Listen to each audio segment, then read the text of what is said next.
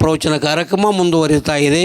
ಪರಮ ಪೂಜ್ಯರು, ಶ್ರೋತ್ರಿಯ ಬ್ರಹ್ಮನಿಷ್ಠರು, ವೇದಾಂತ ವಿದ್ವಾನ್ಮಣಿಗಳಾದ ಪೂಜ್ಯಶ್ರೀ ಡಾಕ್ಟರ್ ವಿದ್ಯಾನಂದ ಭಾರತೀ ಮಹಾಸ್ವಾಮಿಗಳು, ಶಿವರಾಮಾವಧೂತ ಆಶ್ರಮ, ಹೇಮಕೂಟ, ಹಂಪಿ, ಸಿದ್ಧಾರೂಢ ಮಠ, ಬಳ್ಳೂರು ಪೂಜ್ಯರು ತಮ್ಮ ದಿವ್ಯೋಪದೇಶವನ್ನು ಸಭೆಗೆ ಕರುಣಿಸಬೇಕಾಗಿ ಅವರಲ್ಲಿ ವಿನಂತಿ. ಓಂ ಜ್ಞಾನಸಿದ್ಧಂ ತಪಸ್ಸಿದ್ಧಂ ಸರ್ವಸಿದ್ಧಂ ಶಿವಪ್ರದಂ ಸ್ವಯಂ ಸಿದ್ಧಂ ಅಹಂ ವಂದೇ ಸಿದ್ಧಾರೂಢಯತೀಶ್ವರಂ ಸಿದ್ಧಾರೂಢಯತೀಶ್ವರಂ.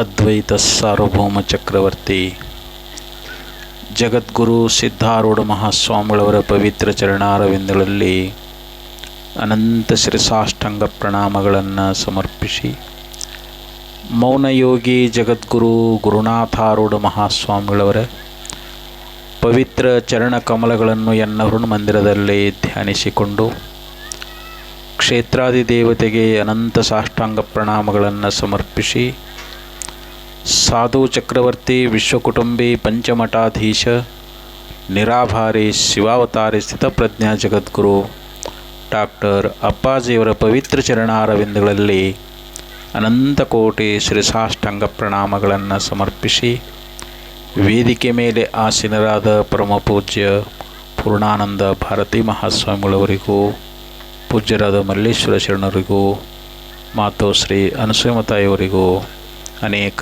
ನಮನಗಳನ್ನು ಸಮರ್ಪಿಸಿ, ಈ ಕಾರ್ಯಕ್ರಮದಲ್ಲಿ ಪಾಲ್ಗೊಂಡಿರುವ ಶಿವಸ್ವರೂಪಿಗಳಾದ ತಮ್ಮೆಲ್ಲರಿಗೂ ಅನೇಕ ಶರಣಾರ್ಥಿಗಳು. ಇಲ್ಲಿ ಪರ್ಯಂತರವಾಗಿ ಪೂಜ್ಯರು ರಾಮಾಯಣದ ಒಂದು ಶ್ಲೋಕವನ್ನು ಆಧಾರವಾಗಿಟ್ಟುಕೊಂಡು ತಮ್ಮ ಉಪದೇಶಾಮೃತವನ್ನು ಬಹು ಸುಂದರವಾಗಿ ನೀಡಿದರು. ಧರ್ಮಾದರ್ಥಃ ಪ್ರಭವತೆ, ಧರ್ಮಾತ್ ಪ್ರಭವತೆ ಸುಖಂ, ಧರ್ಮೇಣ ಲಭತೆ ಸರ್ವಂ, ಧರ್ಮಸಾರಮಿದಂ ಜಗತ್. ನೋಡಿ, ಈ ಶ್ಲೋಕದೊಳಗೆ ಬಹಳ ಸುಂದರವಾಗಿರ್ತಕ್ಕಂಥ ವಿಚಾರವನ್ನು ನಮಗೆ ಉಪದೇಶ ಮಾಡ್ತಾ ಇದ್ದಾರೆ. ಮನುಷ್ಯನಿಗೆ ಸಂಸಾರದೊಳಗೆ ಸುಖ ಸಿಗಬೇಕು ಅಂತಂದರೆ ಅವನು ಪೂರ್ವದಲ್ಲಿ ಮಾಡಿರ್ತಕ್ಕಂಥ ಒಂದು ಧರ್ಮ ಇತ್ತು ಅಂತಂದರೆ ಆ ಧರ್ಮ ಅನ್ನುವಂಥದ್ದು ಸುಖ ಕೊಡ್ತದೆ ಅಂತ. ಯಾಕಂದ್ರೆ ಧರ್ಮಾತ್ ಸುಖಂ ಭವತಿ ಅಂತ ಒಂದು ಸ್ಮೃತಿ ವಾಕ್ಯ ಬರ್ತದೆ. ಯಾರು ಧರ್ಮವನ್ನು ಮಾಡಿರ್ತಾರ ಆ ಧರ್ಮದಿಂದಲೇ ಅವನು ಯಾವಾಗಲೂ ಸಂಸಾರದಲ್ಲಿ ಸುಖವನ್ನು ಪಡೀತಾ ಇದ್ದಾನೆ ಅಂತ. ನಾವು ಬಯಸಿದ ಭೋಗ ವಸ್ತುಗಳು, ಒಂದು ಸತಿ ಅಥವಾ ಸಂಪತ್ತಾಗಲಿ, ಮಕ್ಕಳಾಗಲಿ, ಅಧಿಕಾರ ಆಗಲಿ, ಇಹಲೋಕದ ಯಾವ ಭೋಗಗಳನ್ನು ನಾವು ಬಯಸಿದ್ರೂ ಕೂಡ ಅವು ನಮಗೆ ಪ್ರಾಪ್ತಿಯಾಗಬೇಕಾಗಿತ್ತು ಅಂತಂದರೆ ನಮ್ಮಲ್ಲಿ ಧರ್ಮ ಇರಬೇಕು ಅಂತ ಹೇಳ್ತಾ ಇದ್ದಾರೆ. ಅದಕ್ಕೆ ಇಲ್ಲಿವರೆಗೆ ಧರ್ಮದ ವಿಚಾರವನ್ನು ಪೂಜ್ಯರು ಹೇಳಿಕೊಂಡು ಬಂದರು. ದ್ವಿಧಾರಣ ಪೋಷಣ ಯೋಹೋ, ಯಾವುದು ಮನುಷ್ಯನನ್ನು ಎತ್ತಿ ಹಿಡಿತದ, ಧರಿಸಲ್ಪಡ್ತದ ಮತ್ತು ಪೋಷಣೆಯನ್ನು ಮಾಡ್ತದ, ಅದಕ್ಕೆ ಧರ್ಮ ಅಂತ ಕರ್ಕೊಂಡು ಬರ್ತಾ ಇದ್ದಾರೆ. ಅಹಿಂಸಾ ಪರಮೋ ಧರ್ಮ, ಯಾವುದೇ ಜೀವಿಗಳಿಗೆ ನಾವು ಹಿಂಸೆಯನ್ನು ಮಾಡದೇ ಇದ್ದರೆ ಅದು ಶ್ರೇಷ್ಠವಾಗಿರ್ತಕ್ಕಂಥ ಧರ್ಮ ಅಂತೇಳಿ ವರ್ಧಮಾನ ಮಹಾವೀರರು ಕೂಡ ಉಪದೇಶ ಮಾಡಿಕೊಂಡು ಬಂದರು. ಕೋ ಧರ್ಮ ಭೂತದಯ, ಮಹಾಭಾರತದಲ್ಲಿ ಹೇಳ್ತಾ ಇದ್ದಾರೆ.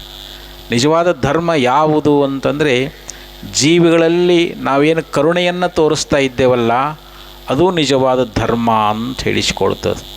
ಅದಕ್ಕೆ ದಯವಿಲ್ಲದ ಧರ್ಮ ಅದಾವುದಯ್ಯ, ದಯವಿರಬೇಕು ಸಕಲ ಪ್ರಾಣಿಗಳಲ್ಲಿ, ದಯವೇ ಧರ್ಮದ ಮೂಲವಯ್ಯ ಅಂಥೇಳಿ ಬಸವಣ್ಣವರು ಕೂಡ ಹೇಳಿಕೊಂಡು ಬಂದಿದ್ದಾರೆ.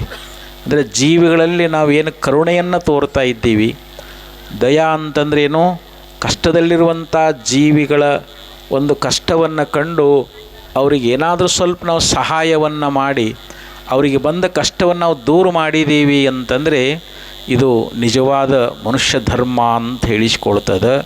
ಹಿಂಗೆ ಧರ್ಮಕ್ಕೆ ಅನೇಕ ಲಕ್ಷಣಗಳನ್ನು ಶಾಸ್ತ್ರದಲ್ಲಿ ಮಾಡ್ಕೊಂಡು ಬಂದಿದ್ದಾರೆ. ಅದಕ್ಕೆ ಇಲ್ಲಿ ಮನುಷ್ಯನಿಗೆ ಧರ್ಮ ಅನ್ನುವಂಥದ್ದು ಏನು ಮಾಡ್ತದೆ, ನಮಗೆ ಸಂಪತ್ತನ್ನು ತಂದು ಕೊಡ್ತದೆ ಅಂತ. ನಾವು ಸಾಕಷ್ಟು ಶ್ರೀಮಂತರಾಗಬೇಕಾಗಿತ್ತು, ಎಲ್ಲ ರೀತಿಯಾಗಿರ್ತಕ್ಕಂಥ ಭೋಗಗಳು ನಮಗೆ ದೊರಕಬೇಕಾಗಿತ್ತು ಅಂತಂದರೆ ಅದು ಧರ್ಮದಿಂದ ಮಾತ್ರ ಸಾಧ್ಯ ಅಂತ ಹೇಳಿದರು. ಮತ್ತು ಮನುಷ್ಯನಿಗೆ ಎಷ್ಟೋ ಸಂಪತ್ತಿರ್ತದೆ, ಆದರೆ ಸುಖಾನ ಇರೋದಿಲ್ಲ. ನಮಗೆ ಆರೋಗ್ಯ ಆಗಲಿ, ನಮ್ಮ ಪ್ರತಿಯೊಂದು ನಾವು ಸುಖಿಗಳಾಗಬೇಕು, ಸದಾಕಾಲ ನಾವು ಸುಖಿಗಳಾಗಬೇಕು ಅಂತಂದರೆ ಅದು ಧರ್ಮ ಇದ್ರನ ನಮಗೆ ಸುಖ ಅನ್ನುವಂಥದ್ದಾಗ್ತದೆ. ದುರ್ಯೋಧನ ಅವನು ಸಾಮ್ರಾಟ್ ಚಕ್ರವರ್ತಿ ಆಗಿದ್ದ, ಅವನಿಗೆ ಸಾಕಷ್ಟು ಎಲ್ಲ ವೈಭವ ಅನ್ನುವಂಥದ್ದಿತ್ತು, ಆದರೆ ನಿಜವಾದ ಸುಖ ಅನ್ನುವಂಥದ್ದು ಅವನಿಗಿತ್ತೇನು ಅಂತಂದರೆ ಇದ್ದಿದ್ದಿಲ್ಲ. ಅದಕ್ಕೆ ದುರ್ಯೋಧನ ಕೇಳಿದರೆ, ಏನಪ್ಪ ನೀನು ಧರ್ಮ ಕಾರ್ಯವನ್ನು ಮಾಡಬಾರ್ದೇನೋ? ಧರ್ಮದಿಂದಲೇ ಇಹದಲ್ಲಿ ಸುಖ ಅನ್ನುವಂಥದ್ದಾಗ್ತದೆ, ಪರದಲ್ಲಿ ಸುಖ ಅನ್ನುವಂಥದ್ದಾಗ್ತದೆ. ನೀ ಧರ್ಮ ಕಾರ್ಯವನ್ನು ಯಾಕೆ ಮಾಡ್ತಾ ಇಲ್ಲ, ಬರೀ ಅಧರ್ಮವನ್ನೇ ಮಾಡ್ತಾ ಇದ್ದೀಯಲ್ಲ ಅಂತಂದಾಗ, ಜಾನಾಮಿ ಧರ್ಮಂ ನಚಮೇ ಪ್ರವೃತ್ತಿ, ಜಾನಾಮಿ ಅಧರ್ಮಂ ನಚಮೇ ನಿವೃತ್ತಿ, ಕೇನಾಪಿ ದೈವೇನ ಹೃದಯಸ್ಥಿತೇನ ಯಥಾ ನಿಯುಕ್ತೋಸ್ತಿ ತಥಾ ಕರೋಮಿ ಅಂಥೇಳಿ ದುರ್ಯೋಧನ ಒಂದು ವಾಕ್ಯವನ್ನು ಹೇಳ್ತಾನೆ. ನನಗೆ ಧರ್ಮ ಅಂದರೆ ಏನೊಂದು ಗುರ್ತದ, ಧರ್ಮದಿಂದ ಆಗ್ತಕ್ಕಂಥ ಫಲಾನೂ ಗುರ್ತದ, ಆದರೆ ಧರ್ಮ ಮಾಡೋಕ್ಕೆ ನನಗೆ ಮನಸ್ಸ ಬರೋಲ್ದು, ಅದರೊಳಗೆ ನನಗೆ ಪ್ರವೃತ್ತಿನೇ ಇಲ್ಲ.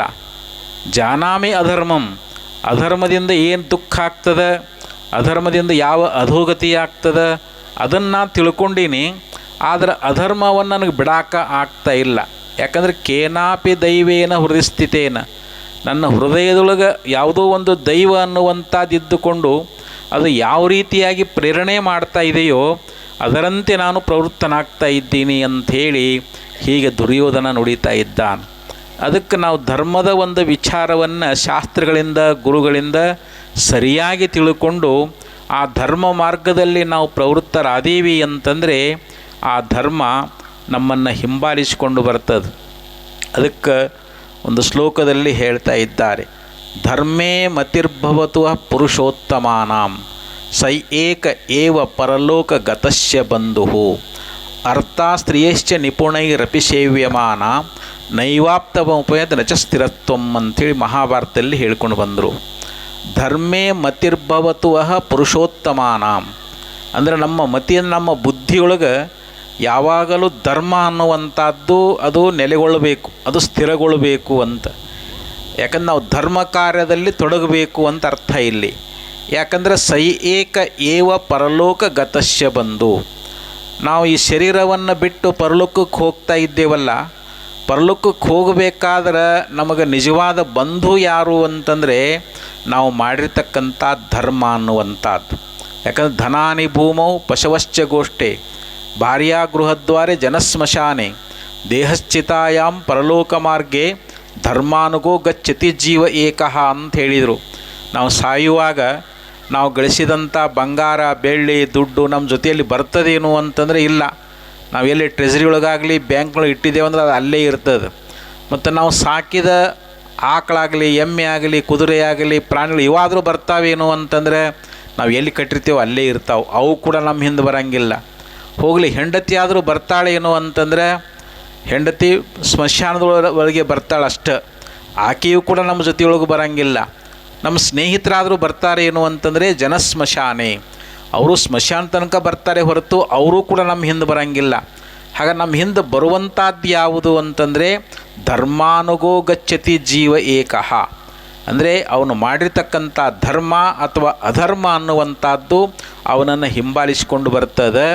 ಅದಕ್ಕೆ ಅರ್ಥ ಸ್ತ್ರೀಯಶ್ಚ ನಿಪುಣೈರಪಿ ಸೇವ್ಯಮಾನ, ನಾವು ಗಳಿಸಿದ ಹಣ ಆಗಲಿ ಸ್ತ್ರೀ ಆಗಲಿ ನಾವು ಎಷ್ಟೇ ನೈಪುಣ್ಯದಿಂದ ಅದನ್ನು ನಾವು ಸಂಪಾದನೆ ಮಾಡೇವಂದ್ರೂ ಕೂಡ ಅವು ನಮ್ಗೆ ನಿಜವಾದ ಆಪ್ತ ಆಗಂಗಿಲ್ಲ. ಅಂದರೆ ಅವು ಯಾವ ನಮ್ಮ ಜೊತೆಯಲ್ಲಿ ಬರುವಂಥವುಗಳಲ್ಲ. ನಮ್ಮ ಹಿಂದೆ ಬರ್ತಕ್ಕಂಥದ್ದು ಯಾವುದೊಂದು ಧರ್ಮ ಅನ್ನುವಂಥದ್ದು ಅದ, ಆ ಧರ್ಮವನ್ನು ನಾವು ಗಳಿಸಿದ್ದೀವಿ ಅಂತಂದರೆ ಆ ಧರ್ಮ ನಮಗೆ ಇಲ್ಲಿನೂ ಸುಖ ಕೊಡ್ತದೆ, ಪರಲೋಕದಲ್ಲಿನೂ ಸುಖ ಕೊಡ್ತದೆ. ಅದಕ್ಕೆ ಹಿತವಾವುದಿಹ ಪರದೊಳು ಧರ್ಮರತಿ ಅಂಥೇಳಿ ನಿಜಗುಣಶೀಲಗಳು ಹೇಳಿದಂತೆ ನಮಗೆ ಈ ಲೋಕದಲ್ಲಿ ಪರಲೋಕದಲ್ಲಿ ನಮಗೆ ಸುಖ ಕೊಡ್ತಕ್ಕಂಥದ್ದು ಯಾವುದು ಅಂತಂದರೆ ನಾವು ಮಾಡಿರ್ತಕ್ಕಂಥ ಧರ್ಮ, ನಾವೇನು ಪುಣ್ಯ ಮಾಡ್ತಾ ಇದ್ದೇವಲ್ಲ ಆ ಪುಣ್ಯ ಅಥವಾ ಧರ್ಮ ಅನ್ನುವಂಥದ್ದು ಸದಾ ಕಾಲದಲ್ಲಿ ನಮಗೆ ಸುಖವನ್ನು ಕೊಟ್ಟು ನಮ್ಮನ್ನು ರಕ್ಷಣಾ ಮಾಡ್ತಕ್ಕಂಥದ್ದಾಗ್ಯದ. ಅದಕ್ಕೆ ಅಂಥ ಧರ್ಮ ಕಾರ್ಯದಲ್ಲಿ ನಾವು ನಿರಂತರವಾಗಿ ತೊಡಗಬೇಕು. ಯಾಕಂದರೆ ಅಜರಾಮರವತ್ ಪ್ರಾಜ್ಞ ವಿದ್ಯಾಮರ್ಥಂಚ ಸಾಧಯೇತ್ ಗೃಹೀತ ಇವ ಕೇಶ್ವೇಶು ಮೃತ್ಯುನಾ ಧರ್ಮಮಾಚರೇತ್. ಈಗ ಮನುಷ್ಯ ಇಲ್ಲಿ ಹಣ ಗಳಿಸ್ಬೇಕಾದ್ರೆ ಅಥವಾ ವಿದ್ಯೆಯನ್ನು ಗಳಿಸ್ಬೇಕಾದ್ರೆ ನನಗೆ ಇನ್ನೂ ಭಾಳ ಆಯುಷ್ಯ ಅದ, ನಾನು ಇನ್ನೂ ಭಾಳ ದಿವಸ ಬದುಕ್ತೀನಿ ಅಂತ ತಿಳ್ಕೊಂಡು ನಾವು ವಿದ್ಯಾ ಸಂಗ್ರಹ ಮಾಡಬೇಕು, ಹಣ ಸಂಪಾದನೆ ಮಾಡಬೇಕು. ಆದರೆ ಧರ್ಮ ಮಾರ್ಗದಲ್ಲಿ ನಾವು ತೊಡಗಬೇಕಾಗಿತ್ತು ಅಂದರೆ ಅಜರಾಮರವತ್ ಪ್ರಾಜ್ಞ ಅಂತ ಹೇಳ್ಕೊಂಬಂದು ಅಲ್ಲಿ ಗೃಹೀತ ಇವ ಕೇಶೇಶು ಅಂದರೆ ಮೃತ್ಯು ಅನ್ನುವಂಥದ್ದು ನನ್ನ ಜುಟ್ಟು ಹಿಡ್ಕೊಂಡದು. ಯಾವಾಗ ಮೃತ್ಯು ದೇವತೆ ನುಂಗ್ತಾಳೋ ಗೊತ್ತಿಲ್ಲ, ಆದರೆ ಅದನ್ನು ಅರಿತುಕೊಂಡು ನಾವು ಧರ್ಮ ಕಾರ್ಯವನ್ನು ಮಾಡಬೇಕು ಅಂಥೇಳಿ ಅಲ್ಲಿ ನಮಗೆ ನೀತಿಕಾರ ಭಾಳ ಸುಂದರವಾಗಿ ಹೇಳ್ಕೊಂಡು ಬಂದಿದ್ದಾನ. ಅದಕ್ಕೆ ಅಂಥ ಧರ್ಮ ಕಾರ್ಯದಲ್ಲಿ ತಾವು ಸದಾ ಪ್ರವೃತ್ತರಾಗಿದ್ದುಕೊಂಡು ಇಂಥ ಒಳ್ಳೆಯ ಕಾರ್ಯಗಳನ್ನು ಅಪ್ಪಾಜಿಯವರ ಸನ್ನಿಧಾನದಲ್ಲಿ ತಾವು ನಡೆಸ್ಕೊಂಡು ಬಂದಿದ್ದೀರಿ. ಅಪ್ಪಾಜಿಯವರ ಪೂರ್ಣ ಕೃಪಾಶೀರ್ವಾದ, ಅವರ ಕರುಣೆ ಅನ್ನುವಂಥದ್ದು ನಮ್ಮೆಲ್ಲರಿಗೂ ಪ್ರಾಪ್ತವಾಗಲಿ ಅಂತ ಹೇಳ್ತಾ ಈ ಎಳ್ನುಡಿಗಳನ್ನು ಅಪ್ಪಾಜಿಯವರಿಗೆ ಶ್ರೀರಾಮ ಮಾಡ್ತಾ ಇದ್ದೇನೆ. ಓಂ ತತ್ಸತ್. ಬಹು ಸುಂದರವಾಗಿ ತಮ್ಮ ದಿವ್ಯೋಪದೇಶವನ್ನು ಕಲಿಸುವ ಸಂಪೂಜ್ಯರಲ್ಲಿ ವಂದನೆಗಳು.